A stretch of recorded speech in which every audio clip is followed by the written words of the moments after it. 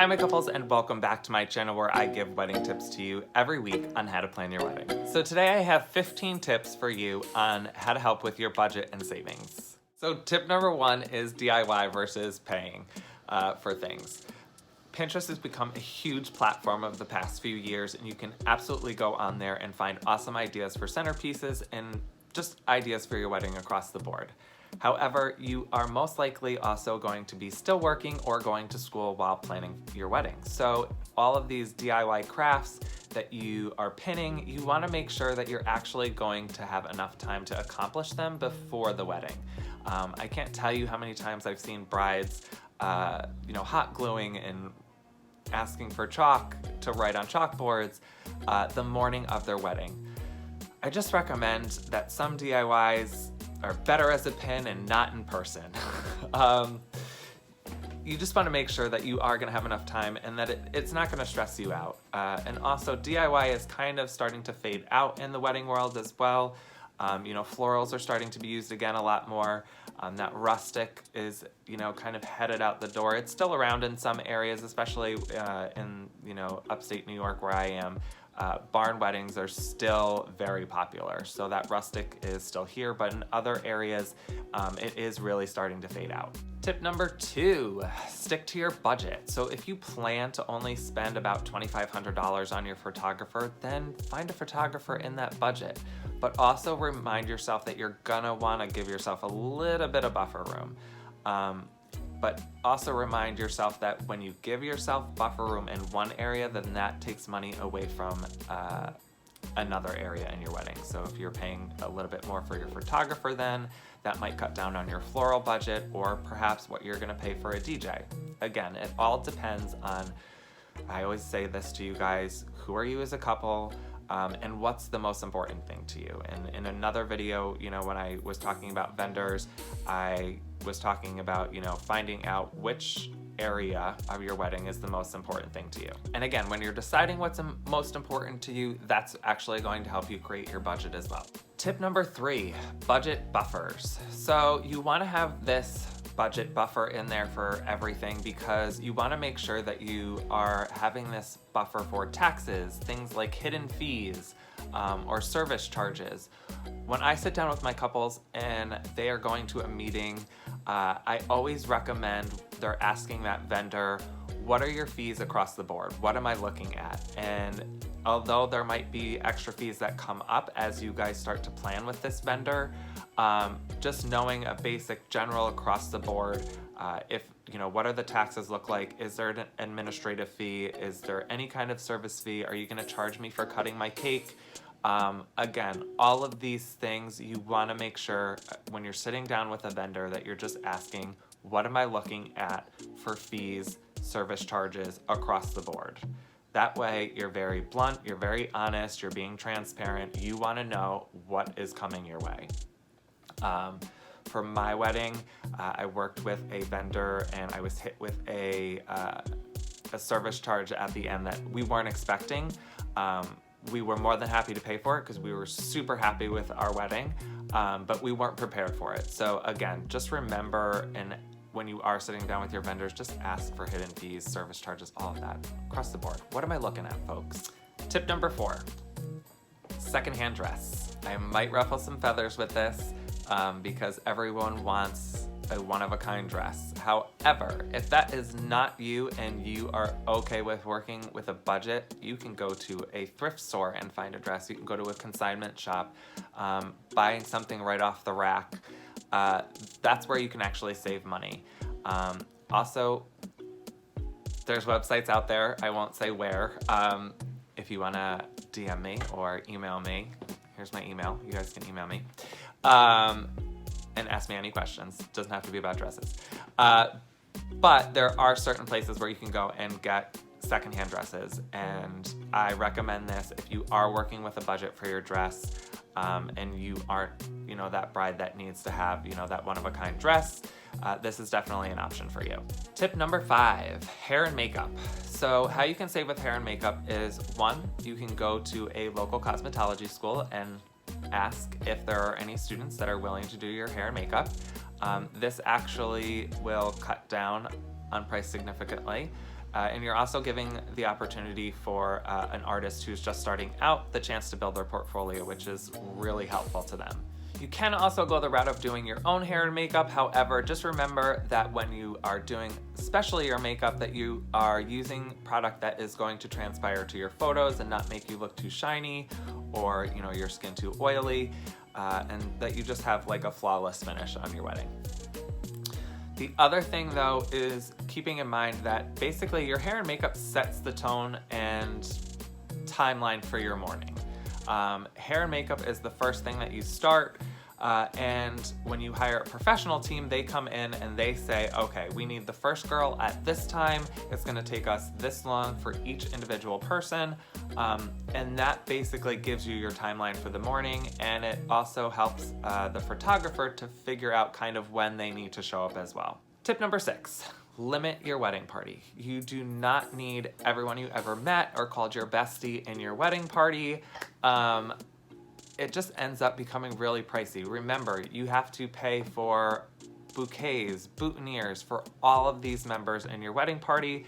And then on top of that, then you start to add things like wedding party gifts and if you're gonna do the will you be in my wedding party presents, those are things that add on to your budget. So just keep that in mind when deciding how many to actually have in your wedding party. Tip number 7, and this might shock some of you, you really don't need save the dates, especially in today's age. Everyone knows you're engaged. You announced it on Facebook, Instagram. We know, okay? We know you engaged, all right? But you can save money on this because now you're not having to pay for the save the dates to be made. Everyone loves a good magnet, but let's face it, we all have about 5 or 6 on our fridge already. The other thing is then you have to pay for postage. So rather than the save the date, I can suggest that you can also just send out your regular invitations a couple months or a month before you normally would. Again, it just saves on money. They're not necessary, especially in today's age. Social media, we all know, okay? Tip number 8, wedding websites actually allow you to RSVP online now. So this is also eco-friendly, but also saving on postage again. So rather than putting in with your invitations the RSVP food card, you can have them just RSVP on a website. Again, and that saves on you having to put postage on a return envelope for your guests to return their RSVP on. Tip number 9, photography packages. So you can actually hire a photographer for a certain period amount of time. So 6 to 8 hours is normally what they offer. So it just depends on what you actually want them to capture. Do you want those end of the night drunken photos with all of your guests being like, hey? If you don't care about that, then go for the 6-hour package.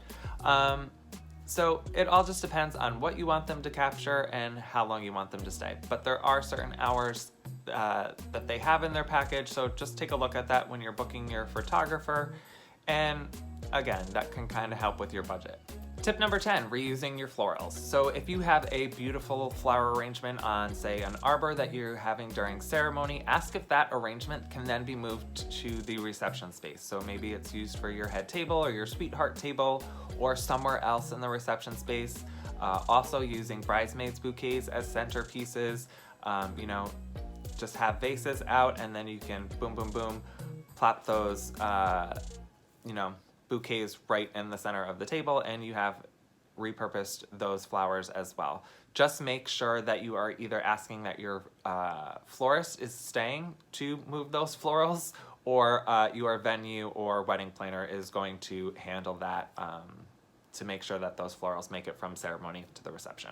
Tip number 11, wedding cake and dessert. You can definitely cut down on your budget by just doing a small cutting cake for you guys to have that photo of you, cutting the cake together. And then just do sheet cakes. This definitely cuts down on your budget. A lot of people overlook actually how much those wedding cakes can cost. I have couples that send me over these beautiful cakes that they, again, going back to tip number 1, see on Pinterest. However, then when we meet with the baker or, I talk to the bakery and get the price for the cake, and then I hand it over to the couple, they're like, it's a cake. And I'm like, yeah, but that beautiful cake takes time and skill and energy. So you are getting billed not just for a cake, but for that bakery skill, you know? So depending on how elaborate the cake is, can boost up the cost of your cake. So you want to make sure that, you know, if cake really isn't that important to you, maybe you go a different route. Maybe you do a dessert bar or something along those lines with tons of different options for your guests to choose from so everyone's happy. So just take into consideration pricing when you are deciding on your dessert. Tip number 12, bar. This all goes back to who you are, your family, kind of. I know I'm Irish, so if I didn't have an open bar, my family probably would have left. However, to some people that's not important. So, you know, just offering, you know, beer, wine, and soda is enough for them, and, you know, their guests are happy. Again, for my family, that's not an option. So if that's you too, you know, make sure you're looking at the bar packages. Is the bar included in your overall package, or is it an addition?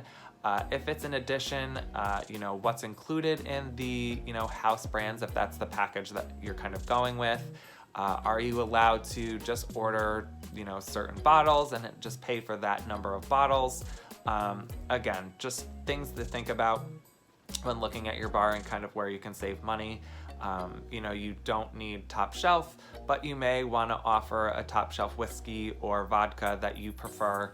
And again, you might be able to just order a couple bottles and have those on the bar as opposed to just upgrading your entire bar package. Tip number 13 also kind of ties in with tip number 12, but we're gonna separate it because again, sometimes this is a separate cost. A champagne toast at the table for the speeches, you know, best man, maid of honor, or maybe mom and dad, or you guys are gonna get up and say something, but having this champagne toast at the table, at some places, this is an extra cost. If it is an extra cost, you don't need it. Most people by that time, cocktail hour has already happened. So they're already sitting at their table, they've already been drinking something. Whatever they have in hand is fine for them to toast with. Tip number 14, favors, wedding favors. Let's talk about this. I can't tell you how many times wedding favors get left behind. And that is honestly money that you spent and is just being left on the table. So if you don't have some great, cool, cutesy idea for your favors, they're not necessary and it helps you cut down on your budget. Or if you wanna still do something, but you don't want money to be left on the table, perhaps you do a donation. Again, this has also become really popular, donating to a nonprofit and, you know, having your, in honor of your guest attendance. I think that's a really cool idea. It's going to something that's near and dear to your heart, especially if you're involved with that nonprofit. But again, favors always don't make it home with your guests, so remember that. Tip number 15, and this is the last one, guest count.